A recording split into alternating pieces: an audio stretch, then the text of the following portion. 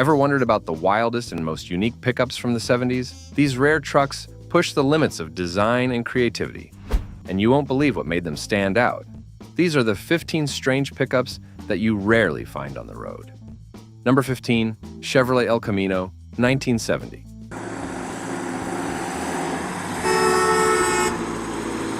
Let's go back to the year 1970. Picture this. Muscle cars were roaring down the streets. Bell-bottoms were swinging. And in the middle of all that coolness came something totally unexpected. A pickup truck that looked like a car but had the heart of a beast. We're talking about the 1970 Chevrolet El Camino. It was strange, wild, and surprisingly powerful. This half-car, half-truck creature rolled out in around 48,000 units that year. But very few people today know just how rare and weird some of them really were. Have a closer look. Unlike normal trucks, the El Camino had a long bed in the back, but up front, it had the comfort and power of a real muscle car. Some came with big V8 engines, like the huge 454 cubic inch LS5, and even rarer, the monster LS6 that could pump out 450 horsepower. Only about 100 to 150 of those were ever built with that big block engine. That's a seriously rare machine hiding in plain sight. Now, here's the weird part. The El Camino looked like a Chevelle, but it wasn't. It had a different frame underneath, stronger and boxed, like a convertible, not like your everyday car. It even had a secret storage spot behind the front seats called the smuggler's box, though it was hidden under the floor. Some owners added hinges to access it, turning a hidden panel into a sneaky trunk. Keep this rolling. Even the fenders and front bumper were different than the Chevelle, with round parking lights borrowed from the Monte Carlo. The rear had no anti-roll bar, but you could still cruise with style. The SS version brought even more party power, with cool racing stripes and a hood that could breathe through a cowl induction system. To sum it up, the Chevrolet El Camino from 1970 wasn't just a pickup, it was a surprise. A strange mix of truck and muscle car, built for hauling and burning rubber. Whether you were grabbing coffee or hauling engines, it made you smile. Rare, weird, and unforgettable. Number 14, Ford F-100 Ranger, 1970.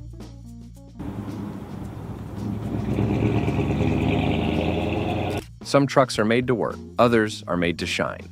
But every once in a while, a truck comes along that does both and still manages to look completely unique. The 1970 Ford F-100 Ranger XLT is that kind of truck. It may not look wild at first glance, but give it a second look. With 337,537 F-100s built that year, you might think they were all the same, not even close. Now here's where it gets strange. This Ranger XLT wears its age like a medal. Its body hasn't been touched by any paint or filler. That's real patina on top of the original Mojave tan and Wimbledon white paint. After 54 years of Florida sun, this truck has turned into a rolling piece of history. Add white 20-inch wheels, and you've got a vintage truck with modern attitude. Next up, the inside story. While the outside stays are old school, the interior has been totally freshened up. Brand new door panels, carpet, headliner, and seat cover bring comfort to this classy cruiser. The color theme? Clean white and soft beige. It even has a floor-mounted B and M shifter, making it feel a little sportier than your average old farm truck. But let's talk power. This beast runs on a mildly built 302 cubic inch V8. It has roller rockers, a mild cam, an electric fuel pump, and glass pack exhausts that end just before the rear tires. When this thing rumbles down the street, everyone hears it. It's connected to a C4 automatic transmission with a new torque converter, making each gear change smooth and easy. Keep it rolling. It's got power steering, power brakes, and factory air conditioning that's almost ready to work again. All it needs is a few parts, and you'll be cruising in cool comfort. Even the stickers and magnets on the body are real, placed there by the owner over 25 years. So what makes it weird? It's the mix. Old paint, new parts, loud engine, smooth ride. It's strange, cool, and totally unforgettable. The 1970 Ford F-100 Ranger XLT proves that weird can also mean wonderful. Number 13, GMC Sprint, 1971.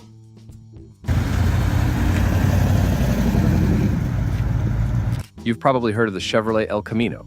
that car-truck mix that made people do a double take. But did you know GMC had its own version called the Sprint? Most people don't. That's what makes it perfect for this list of the rarest and weirdest pickups from the 1970s you never knew about. Here's the wild part. GMC made the Sprint in the year 1971, and they only built 5,536 units total. That's right. Compared to other trucks, that number is super low. Even more special, only 4,364 were the fancier custom models. And this one, it's a real custom. Moving right along. The Sprint looked like a muscle car with a truck bed. It had smooth lines, a black vinyl roof, gray rocker panels, and even hood stripes. A touch of wood trim on the tailgate gave it a little country style, and dual exhaust pipes with chrome tips hinted that it wasn't just for hauling hay. Next stop, the inside. The interior is a wild mix of green and black. The seat, dash pad, and door panels are green, but the rest, like the wheel and floor mats, are black. It had a Hearst shifter in the center console and simple old-school controls for heat and air. A newer radio and speakers were added later for better sound. Under the hood, things get interesting. This custom Sprint had a 350 cubic inch V8 engine with chrome Edelbrock covers. Power went through a 4-speed manual transmission to a 12-bolt rear axle with 2.73 gears. That setup gave it speed and power, even with its odd shape. Let's look underneath. The body had some rust and paint bubbles, but the frame was solid. The exhaust ran from the headers to the Flowmaster mufflers and out the back. Suspension came from coil springs in the front and a 4-link setup in the rear. So why is it weird? Because it's not really a car, not fully a truck, and not quite like anything else. The 1971 GMC Sprint is one strange classic you'll never forget. Number 12, Chevrolet K5 Blazer, 1972.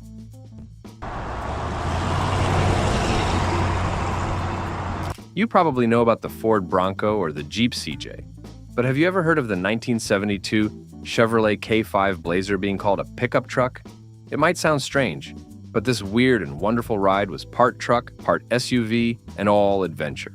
Back in the early 1970s, Chevrolet did something bold.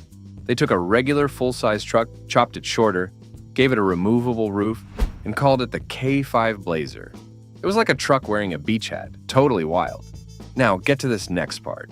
When you bought a K5 in 1972, it didn't even come with a passenger seat unless you paid extra.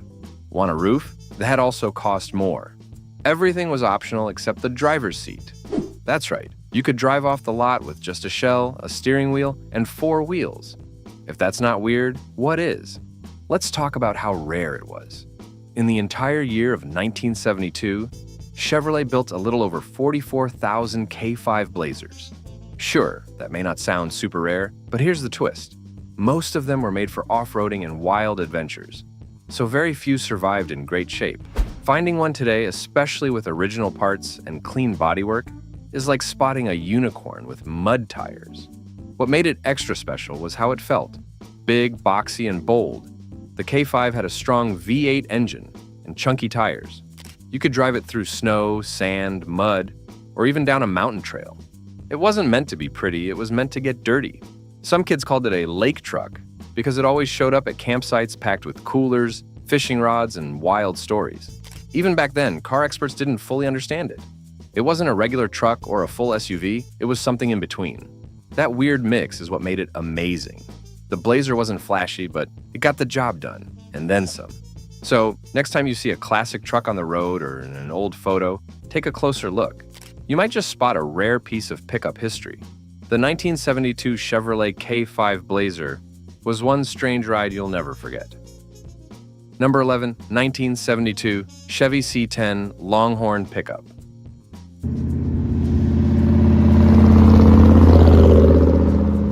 One of the weirdest and rarest pickups from that time was the 1972 Longhorn C10 Chevy pickup. This truck was not just long, it was really long. Chevrolet stretched the frame and bed by 6 full inches. Why? Because people wanted to haul big campers and ranchers in Texas. They needed space for heavy farm gear. That's why they gave it the name Longhorn, just like the famous cattle. Now, here's the truly rare part. Only 3,331 of these were made in that final year.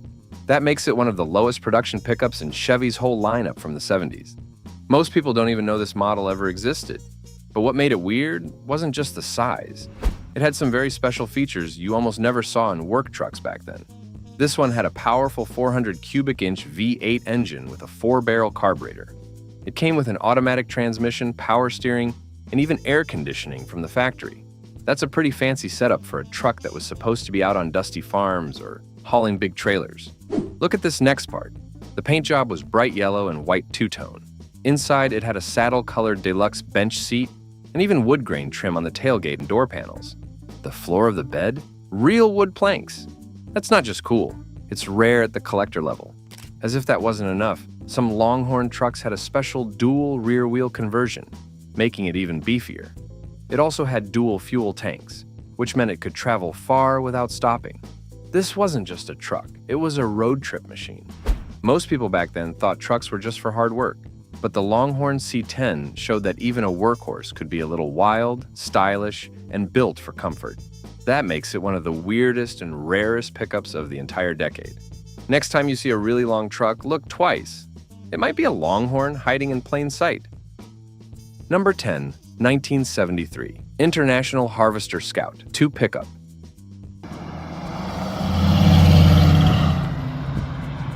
Here's one you probably never saw coming. Back in the early 1970s, International Harvester, mostly known for tractors and farm trucks, made something really odd and rare.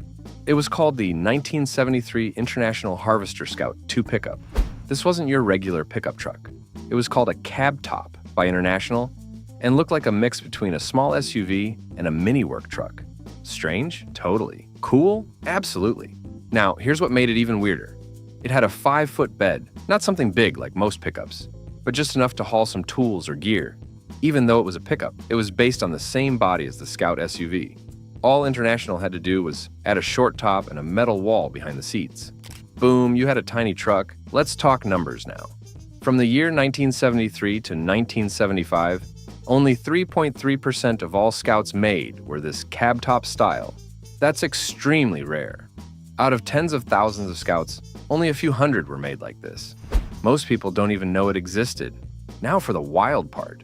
You could get it with a Jeep engine, a 6-cylinder made by AMC, or go big with International's own V8 engines like the V304 or the V345 with the dual exhaust option. The biggest one gave you up to 157 horsepower. For a small truck, that was a serious punch. It had optional 4-wheel drive, a Dana 44 rear axle, and even choices like limited slip, power brakes, and a single-speed transfer case. Want an 8,000-pound winch?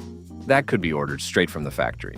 That's pretty heavy-duty stuff for such a small, funny-looking truck. Inside, the base version had black vinyl, but you could dress it up with bright trim, courtesy lights, and even red or sage-colored seats. Outside, options included chrome mirrors and shiny bumpers, but most of them were sold plain and simple, like farm tools. This truck was part pickup, part SUV, and 100% strange. That's why the Scout 2 pickup is one of the rarest and weirdest pickups you never knew about from the funky world of the 70s. Number 9, Ford Bronco pickup 1978 to 1979.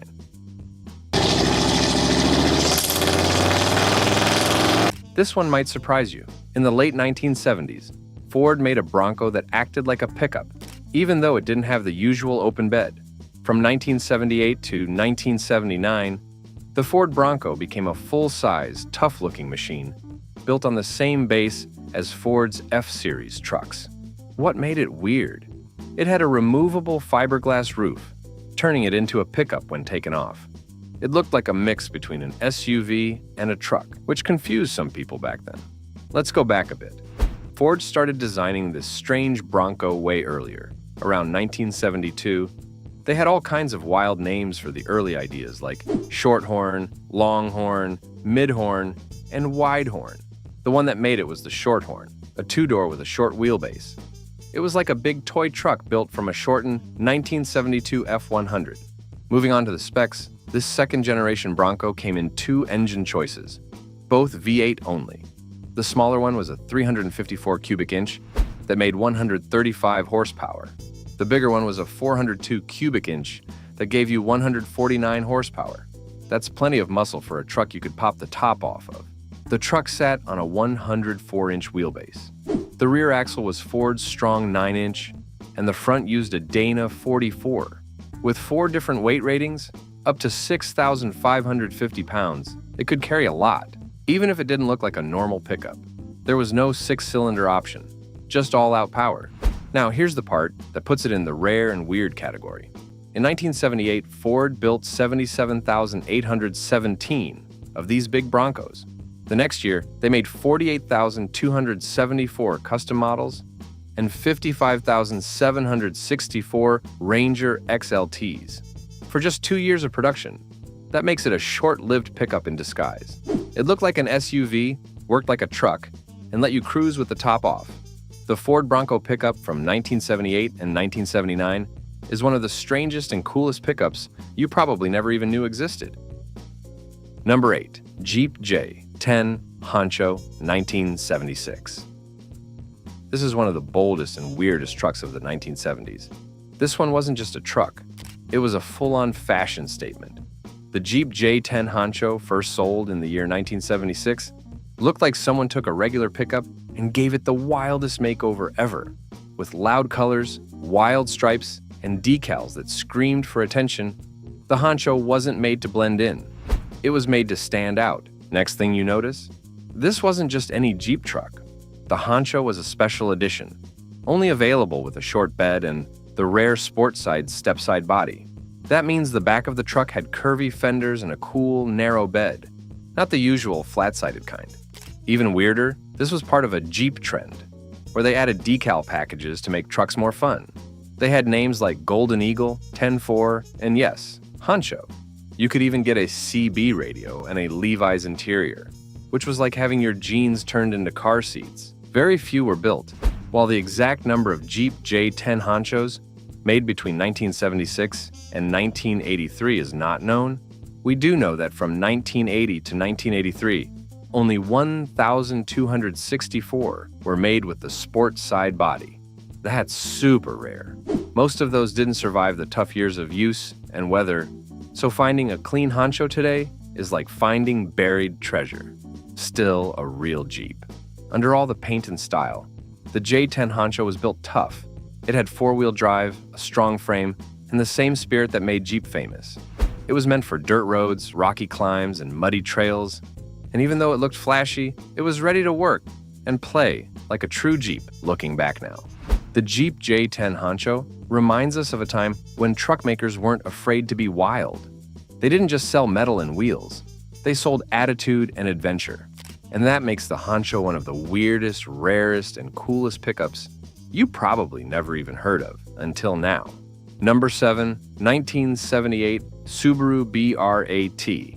Subaru Brat from the year 1978.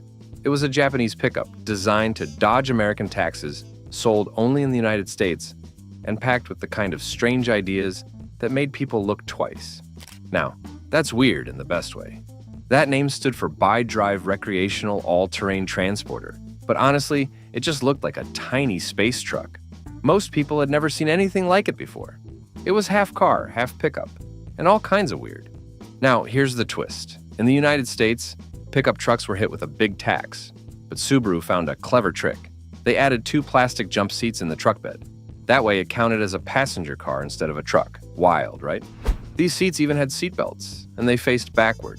If you rode back there, you were basically flying in the wind. It was fun, weird, and totally unforgettable. Moving along to what made it different.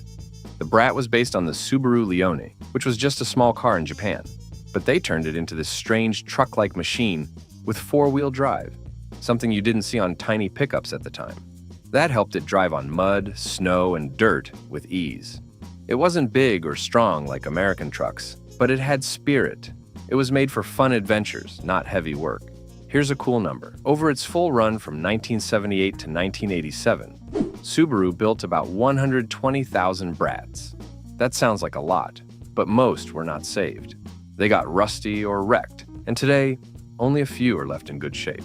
So, finding a clean BRAT is really rare. Even cooler, former US President Ronald Reagan owned one. He drove it around his ranch in California. That makes it even more legendary. Last fun fact, the BRAT started a trend. It helped launch the tiny car truck style in America. Other companies followed with their own versions, but the BRAT stayed unique. It was part Jeep, part car, and part science experiment. That's why it stands today as one of the weirdest and rarest pickups from the wild world of the 70s. Number 6, 1974 to 1977, Mazda Rotary, pickup REPU. Now, have a look at the truck that broke all the rules. It didn't sound like a truck, didn't drive like one, and guess what? It wasn't even sold in its home country. This little rebel was the Mazda Rotary pickup, also called the REPU. Built in Japan but sold only in the United States and Canada, it ran from the year 1974 to 1977. That already makes it weird. But wait, it gets way better. First off, here's the wild part. Most trucks have engines with pistons. Not this one. The Repu had a Mazda 13B rotary engine. That means it didn't bounce pistons up and down like most cars. It used spinning rotors instead. This gave it super smooth power and made it feel like a sports car, not a pickup. It even sounded totally different, with a kind of buzzing noise instead of the usual truck rumble. Only about 15,300 of these trucks were ever made. That's a super low number for any vehicle, especially one this unique. Most people at the time didn't know what to do with it. It was fast, light, and fun to drive, but it wasn't a big, tough work truck like the others. So, it didn't catch on with regular drivers. Even today, finding a Mazda Repu in good shape is super rare. Many were used hard and not taken care of. That makes the survivors really valuable to collectors now. So here it is, one of the oddest rides ever made. A small, loud, rotary-powered truck that was ahead of its time and misunderstood by many but totally unforgettable. The Mazda Rotary pickup was not just a truck, it was a strange little legend on 4 wheels. Number 5, 1976, International Harvester Scout 2 Terra. Some trucks just look cool, some trucks work hard, but once in a while you get a truck that does both and still somehow stays weird. That's the story of the Scout 2 Terra, built by International Harvester. This pickup came out in the year 1976 and stayed in production until 1980.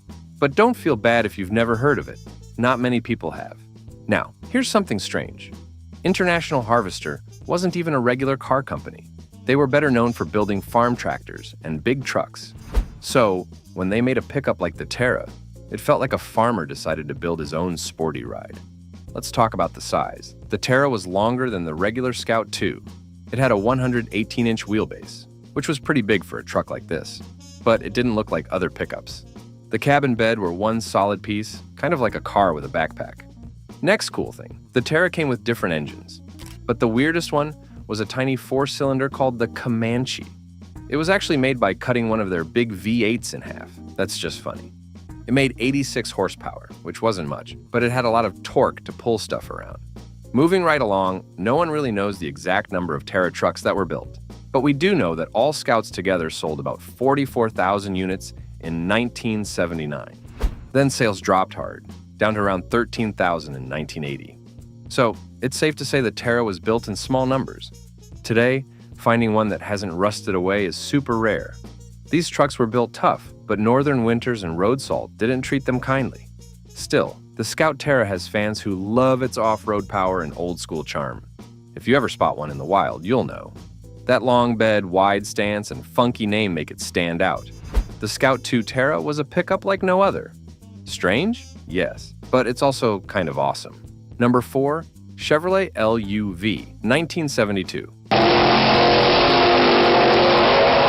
The 1972 Chevrolet LUV is one of those pickups that's both strange and charming. This little truck was a big deal back in the 1970s, even though not many people know about it today. The LUV, which stands for Light Utility Vehicle, was a compact truck made by Chevrolet.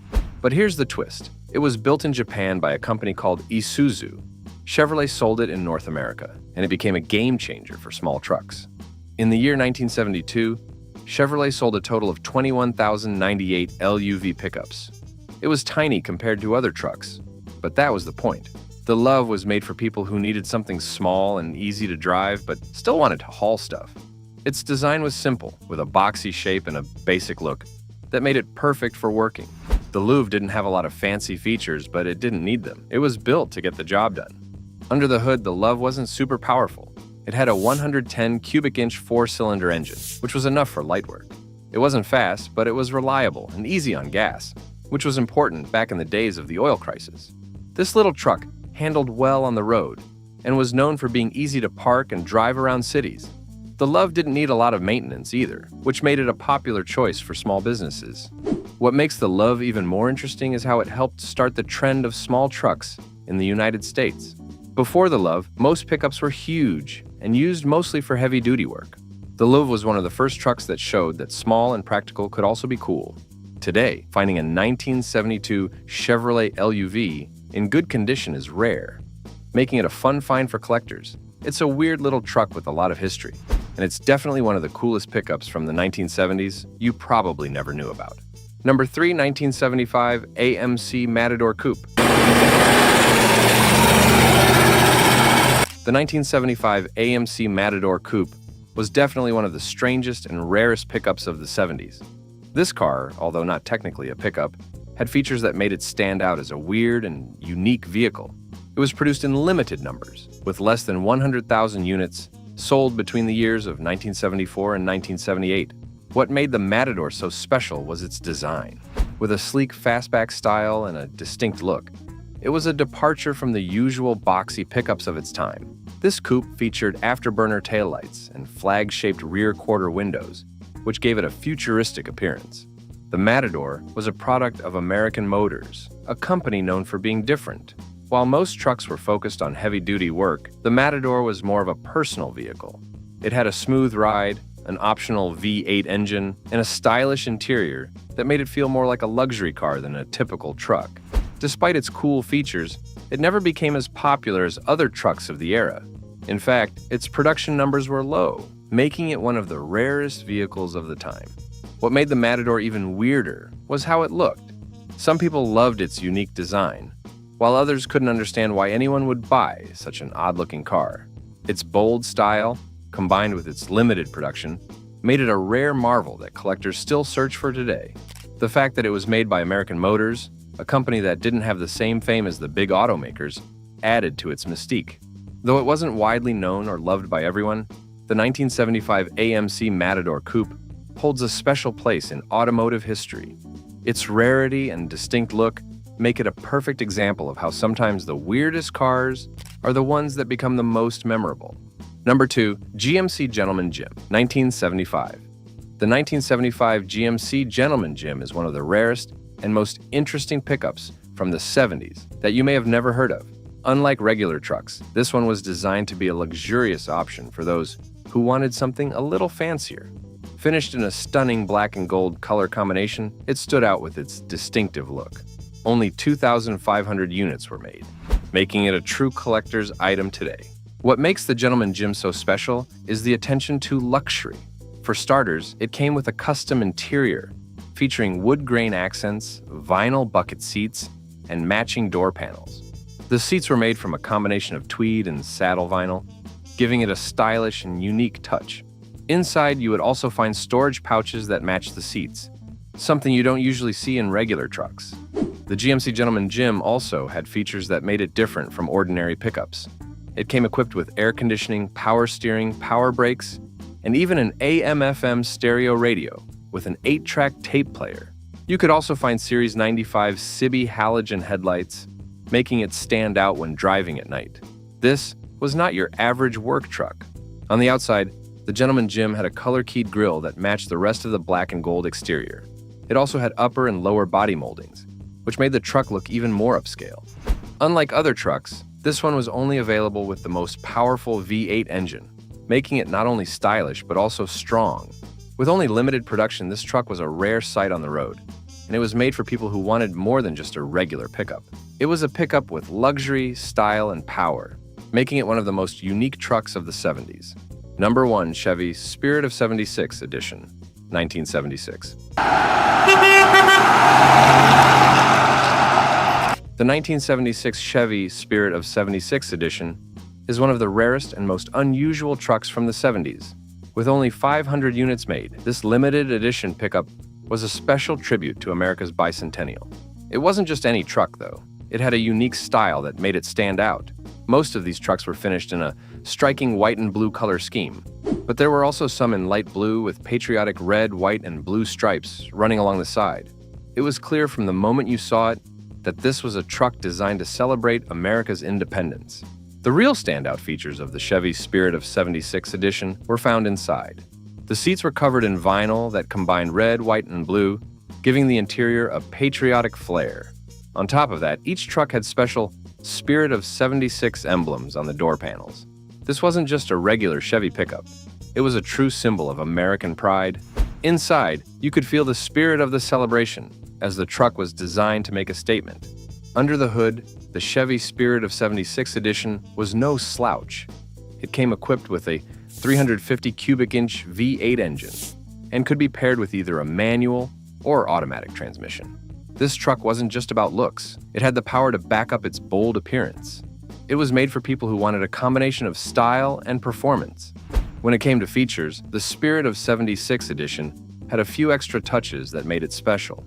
It was available with both the Scottsdale and Bonanza packages, offering some extra luxury compared to the regular models. These packages included things like better upholstery, extra chrome accents, and other small but important details that gave the truck an upscale feel. The 1976 Chevy Spirit of '76 edition stands out as one of the weirdest and most unique pickups from the '70s. With only limited numbers ever made, it's a rare sight today. Its bold color scheme, special interior features, and powerful engine make it a true American classic. If you ever come across one, consider yourself lucky. It's a piece of history you won't find just anywhere. If you enjoyed watching these rare and weird 1970s pickups, don't forget to hit that like button and subscribe to the channel for more unique car stories. Have any of these trucks surprised you? Or do you know about another weirdest pickup from that era? Drop your thoughts in the comments below. We love hearing from you. I was just about to close my laptop. I really was. The screen was dimming, my hand was on the mouse, and I had already said goodnight to the room. But then I saw the title. 15 Rarest and Weirdest 1970s Pickups You Never Knew About. And I stopped. I stopped because I love the 70s. Not because I lived through them. I didn't. I was born later. But I love the style, the colors, the shapes, the way everything looked different. The way cars had character, the way trucks were trucks. Not the luxury vehicles they are today. Not the rolling living rooms with heated seats and backup cameras. Real trucks, honest trucks, trucks that were made to work, trucks that were made to get dirty, trucks that had dents and scratches and stories to tell. And the title said Rarest and Weirdest. That got my attention. Because everyone knows about the Ford F-Series. Everyone knows about the Chevy CK. Everyone knows about the Dodge D-Series. But the rare ones, the weird ones, the ones that nobody remembers, those are the ones I wanted to see. So I clicked. And now here I am, hours later, because this video just took me on a journey I didn't know I needed. A journey back to the 70s. Back to the days of shag carpet and lava lamps and trucks that tried to be different. Let me tell you about it. Let me walk you through it, every single minute of it. The video starts with footage of the 70s. Grainy, warm. The colors are brown and orange and avocado green. You see gas stations with old pumps. You see drive-ins with roller skates. You see people with big sideburns and wide collars. You see trucks, lots of trucks. Trucks with two-tone paint. Trucks with camper shells. Trucks with rust spots. Trucks that look like they've been worked hard and put away wet. And then the video cuts to a barn. An old barn. Wooden. Weathered. The kind of barn that has been standing for 100 years. The kind of barn that has secrets. A man walks into the frame. He's older. Gray beard, flannel shirt, boots. He has the look of someone who has spent his life working with his hands. He says, "Everyone thinks they know 70s pickups. They think of Ford and Chevy and Dodge, the big three, the ones you see at every car show, the ones that are restored and polished and trailered to events. But there were others, dozens of others, trucks that were built by companies you've never heard of, trucks that were imported from countries you'd never expect, trucks that were weird and wonderful and rare and forgotten. And I've spent the last 40 years finding them, saving them, bringing them back to life. And I'm gonna show you the best ones, the rarest ones, the weirdest ones, the ones that nobody remembers. Until now. He walks deeper into the barn. The light is dim. Dust motes float in the air. And then you see them. Trucks, rows of them, covered in dust, covered in cobwebs, covered in the neglect of decades. But you can see the shapes, the lines, the personalities, each one different, each one strange, each one waiting to be remembered. The video cuts to the first truck. It's small, smaller than any pickup you've ever seen. It looks like a toy, a child's drawing of a truck come to life. The man says, "This is a Japanese truck, built by a company that most people have never heard of.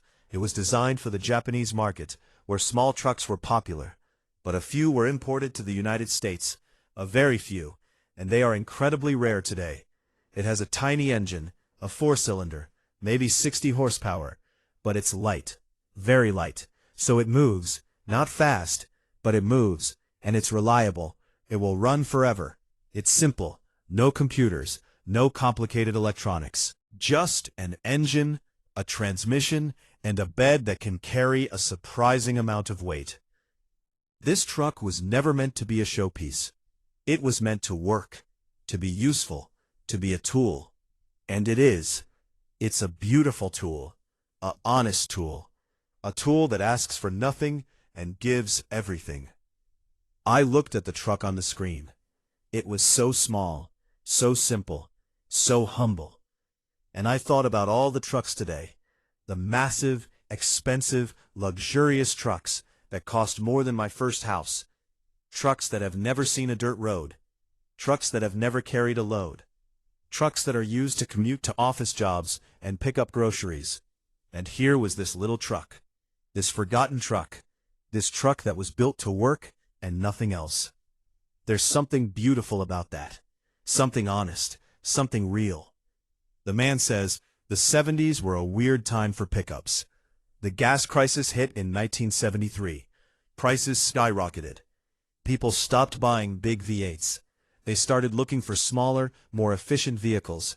And the American manufacturers weren't ready. They didn't have small trucks. They didn't know how to build them. So they turned to other countries. They imported small trucks from Japan and Europe and put their own badges on them. And that's how we got some of the weirdest trucks ever sold in America. Trucks with names you've never heard of. Trucks from companies that no longer exist. Trucks that were only sold for a year or two before disappearing forever. And I love them. I love them because they're underdogs, because they're forgotten, because they tried to be different. The video cuts to the second truck. It's a coupe utility. That's the best way to describe it. A car in the front, a truck bed in the back. Like an El Camino, but stranger. The man says, "This is an Australian truck. Built in Australia. Designed for the Australian market, where they love their utes. Utility vehicles, car-based pickups. And a few of them were imported to the United States in the 70s. Very few. They were weird. They were unusual. They didn't fit any category. They weren't cars. They weren't trucks. They were something in between. And they sold poorly. But the people who bought them, they loved them. Because they drove like cars, handled like cars, rode like cars. But they could carry a load. They could haul a trailer. They could do truck things when they needed to. They were the best of both worlds. And now they're incredibly rare. Collectors fight over them. They pay fortunes for them. Because they're weird. Because they're different. Because they're Australian. I've thought about that. About the best of both worlds. About a vehicle that could be fun to drive and useful at the same time. That's a rare combination. That's a difficult balance. And the Australians figured it out. They built these utes for decades. They made them part of their culture. And America barely noticed. America bought a few, and then forgot. Until now. The man says the weirdest trucks often come from other countries. Because other countries have different needs, different roads, different fuels, different regulations. And they built trucks that made sense for them, not for us. And when those trucks were imported to America, they seemed strange, out of place, wrong. But that's what makes them interesting. That's what makes them valuable. They remind us that there's more than one way to build a truck. There's more than one way to do things. There's more than one way to be useful. The video cuts to the third truck. It's a van-based pickup. A van with the back cut off and a bed welded on. It looks awkward, unbalanced, like something a backyard mechanic would build in their spare time. The man says, "This is a factory-built truck. Believe it or not, a major manufacturer built this. They took their van platform, chopped the back off, and added a pickup bed. And the result was weird. It drove like a van, it handled like a van, it rode like a van, but it had a bed, so it could carry things. It was practical, sort of, but it was also strange. The cab was too far forward, the bed was too small, the proportions were all wrong, and it didn't sell well. Nobody wanted it. But today it's a collector's item, because it's rare, because it's weird, because it's a reminder that manufacturers are willing to try anything once." I laughed, because I've seen those van pickups. I remember thinking they looked like someone had made a mistake. Like someone had designed them after lunch and before coffee. Like they were an experiment that should have stayed in the lab. But now, decades later, I look at them differently. I see the bravery, the willingness to try something new, the willingness to fail. That's something that's missing today. Today, everything is focus grouped and market researched and sanitized. Everything is designed to appeal to the lowest common denominator. Nothing is weird. Nothing is risky. Nothing is strange. And that's a shame. The man says the 70s were a time of experimentation. Manufacturers were trying to figure out what people wanted. Gas prices were changing. Regulations were changing. The market was changing. And they threw everything at the wall to see what would stick. Most of it didn't. Most of it failed. Most of it was forgotten. But the things that stuck, the things that worked, they became classics. They became icons. They became the trucks we remember. And the ones that failed, the weird ones, the rare ones, they became the trucks that collectors hunt for. The ones that nobody knew about. Until now. The video cuts to the fourth truck. It's a crew cab, but not like the crew cabs of today. This one has 4 doors, but the back doors are tiny. Suicide doors. They open backwards. The man says this is one of the first crew cab pickups ever sold in America. Before crew cabs were common, before everyone wanted 4 doors, this truck had them. But the back seat was tiny, almost unusable. You could fit children back there, or groceries, or tools, but not adults, not comfortably. And the doors, they opened backwards. Suicide doors, because that was the style, that was the trend, and it was weird, but it was also cool, because it was different, because it was unusual, because it was a glimpse of the future. A future where crew cabs would become the norm, where everyone would want 4 doors, where pickups would become family vehicles. This truck was ahead of its time, and nobody knew it. Nobody appreciated it, until now. How common they are today. How you can't buy a full-size pickup without 4 doors. How the regular cab is almost extinct. And here was one of the first, one of the pioneers, one of the weird ones. And it had suicide doors. Backwards doors. Doors that opened the wrong way. That's the kind of thing that only happens in the 70s. That's the kind of thing that makes these trucks so special. The man says, the rarest trucks are often the ones that were ahead of their time, the ones that predicted a trend that wouldn't happen for decades, the ones that were too early, too weird, too different, and they failed because the world wasn't ready for them. But now, looking back, we can see that they were right. They were smart, they were visionary, and they deserve to be remembered, not as failures, as pioneers. The video continues, truck after truck, a rotary-powered pickup. Yes, a pickup with a rotary engine. The same engine that Mazda put in their sports cars. In a truck. A tiny, weird, screaming truck. A diesel pickup from a company that no longer exists. A pickup with a plastic bed that wouldn't rust. A pickup with a removable roof. A pickup with a third door. A pickup with a weird name that nobody can pronounce. A pickup from Russia. A pickup from Germany. A pickup from England. And with each truck, the man told a story.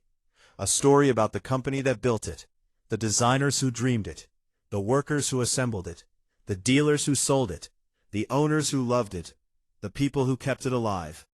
He says, these trucks are time capsules. They're windows into a different era, an era when anything seemed possible, when manufacturers were willing to take risks, when the future was uncertain and exciting and full of possibilities. And I love them. I love them because they're weird, because they're rare, because they're forgotten, because every time I find one, every time I save one, I'm saving a piece of history, a piece of the 70s, a piece of a world that no longer exists. He pauses. He looks at the camera. His eyes are wet. He doesn't wipe them. He says, the next time you see an old pickup from the 70s, something that looks different, something that looks weird, something that you don't recognize, don't walk past it. Don't ignore it. Stop. Look closer. Read the badge. Look at the shape. Listen to the engine. You might find something special. You might find a truck that nobody remembers. You might find a truck that you never knew about. Until now. He reaches out. He touches the camera. The video ends. The screen goes dark. And I'm just sitting here, in the dark.